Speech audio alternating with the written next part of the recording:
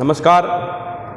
आज हम कक्षा 9वीं में पद्य भाग का 12वां पाठ कवि माखनलाल चतुर्वेदी के बारे में पढ़ेंगे।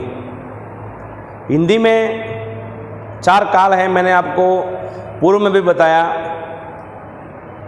आदिकाल जिसे वीर गाथा काल कहते हैं, दूसरा भक्ति काल, तीसरा रीतिकाल, चौथा आधुनिक काल।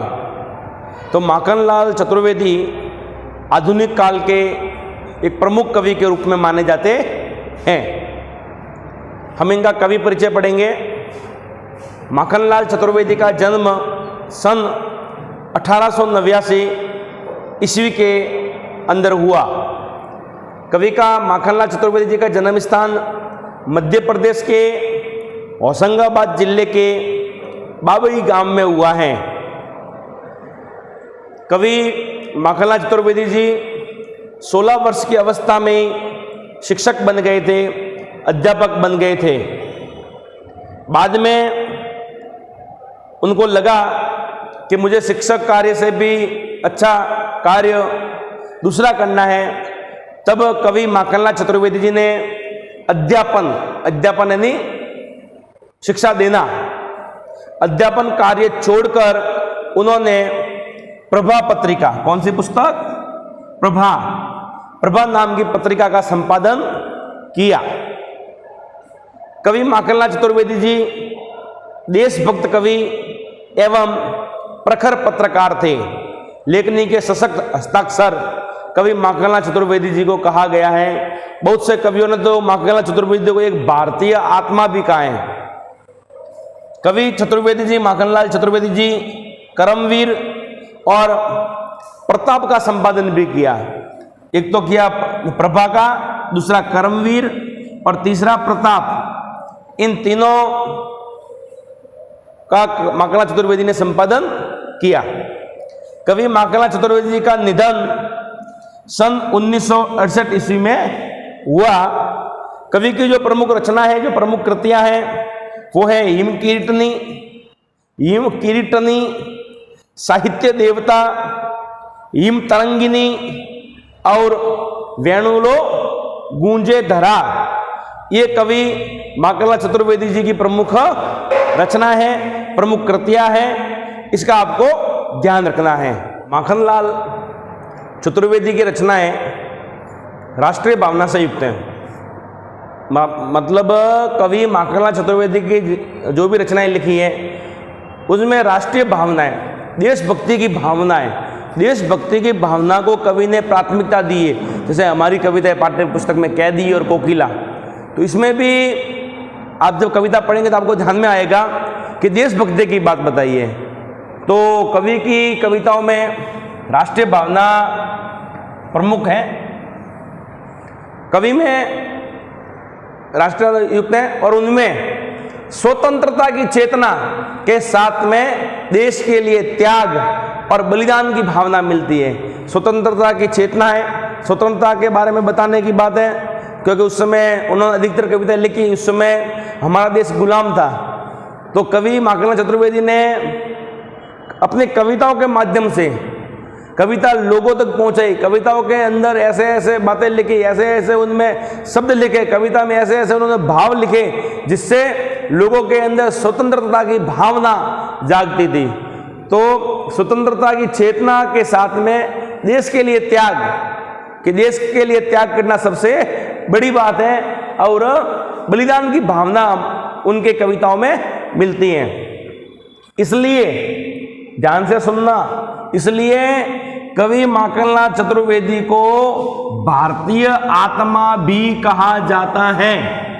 हमारे हिंदी के अंदर, हिंदी साहित्य के अंदर एक भारतीय आत्मा के रूप में, मैं पुनः कह रहा हूं, हिंदी साहित्य के अंदर एक भारतीय आत्मा के रूप में कोई कवि प्रसिद्ध है तो वो कवि है माखनलाल चतुर्वेदी। इस उपनाम से उन्होंने कविताएं भी लिखी है। इस उपनाम से कवि ने कविताएं भी लिखी। कवि माखनलाल चतुर्वेदी एक कवि कार्यकर्ता थे। कैसे कार्यकर्ता थे? कवि कार्यकर्ता थे। और स्वाधीनता आंदोलन के दौरान कई बार उन्हें जेल भी जाना पड़ा, कई बार वो कारागृह में गए।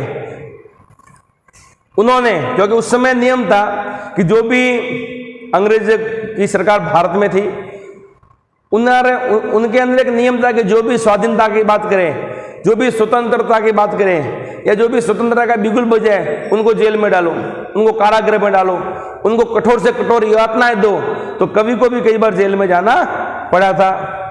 उन्होंने भक्ति, उन्होंने अर्थात माखनलाल चतुर्वेदी ने भक्ति, प्रेम और प्रकृति संबंधी कविताएं भी लिखी है। राष्ट्रीय भावना की तो उन्होंने कविताएं लिखी है, इनके अलावा भक्ति की भी लिखी है, प्रेम के बारे में भी लिखा है, और प्रकृति से संबंधित भी कविता कवि ने लिखी है।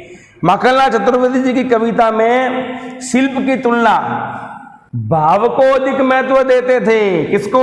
भाव को। मतलब चतुर्वेदी जी की कविता भाव की प्रधानता है, कवि ने भाव को बताया है, शिल्पों को उन्होंने कम महत्व दिया है, भाव को अधिक महत्व दिया है।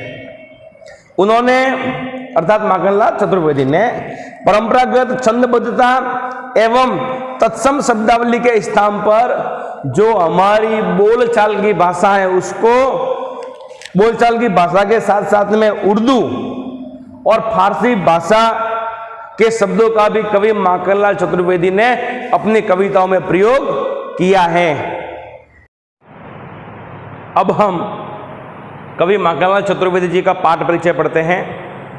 हमारी जो कविता है उसका नाम है कैदी और कोकिला।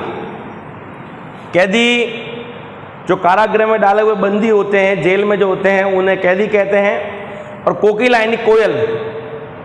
तो ब्रिटानी उपनिवेशवाद के शोषण तंत्र का बारीक विश्लेषण करती कैदी और कोकिला कविता बहुत लोकप्रिय रही है।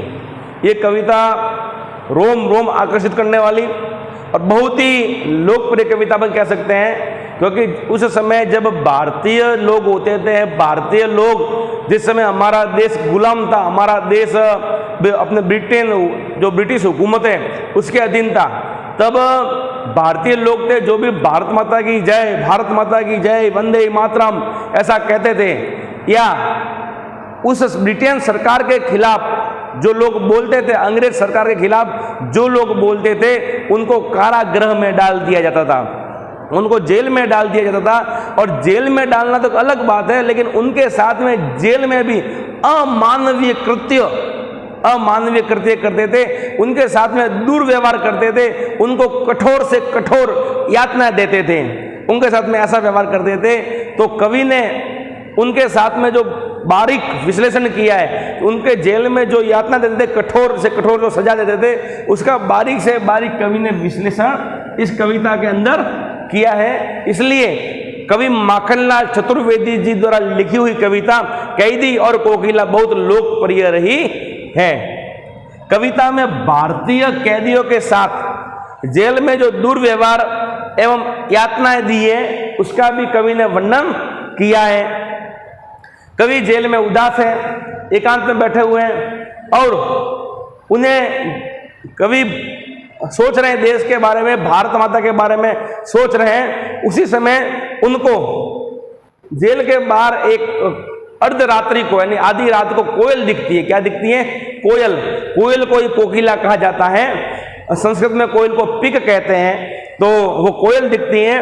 कवि कोयल को संबोधित करते हुए अपनी कविताएं लिखता है। कवि है वो कोयल को संबोधित कर रहा है और वो कविता को लिखता है।